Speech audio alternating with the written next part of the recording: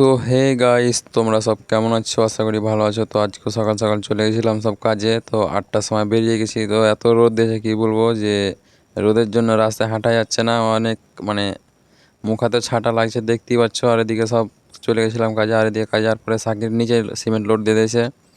সিমেন্টটা load দেওয়ার পরে মানে এখানে পাশে মশলা সিমেন্ট ফেলে একদম 20-22 বস্তার মশলা মাখা হবে। ওখানে দেখতেই পাচ্ছ ওই যে পিচ্ছি ওখানে রেডি হয়ে গেছে ওখানে মশলা মাখাবার জন্য। তো তোমরা ততক্ষণ রেডি হয়ে যাও, ভিডিওটা লাইক কমেন্ট শেয়ার করার জন্য। আর এখানে চাটি মশলা মাখা হয়ে গেছিলো। মশলা মাখিয়ে আনার পর এদিকে আবার মশলায় পানি দিয়ে দিয়েছিলাম মশলা বয়ে।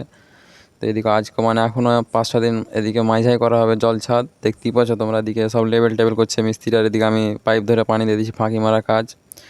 তো ঝাঁকানাকা করে মশলা টশলা মাখিয়ে নেওয়ার পরে তো আবার ঝাঁকানাকা করে এদিকে ঢালা হয়ে যাবে। দেখতেই পাচ্ছ। আর এদিকে সব কেমিক্যালেরই দিয়ে দিচ্ছি। যাই হোক, এখন ইঞ্জিনিয়ার দিতে বলেছে, দিতে হবে, সেই জন্য দিয়ে দিলাম। আর এদিকে সাকির ভিডিও করা দেখে একটু বেশি হয়ে গেছে, সেই জন্য ঢালাইয়ের ওপর দিয়ে হেঁটে হেঁটে চলে আসছে। এদিকে ঘোলা ভাঙা আছে আর মিস্ত্রি বকছে, দেখতেই পাচ্ছ যেরকম করে যাওয়ার দরকার কি।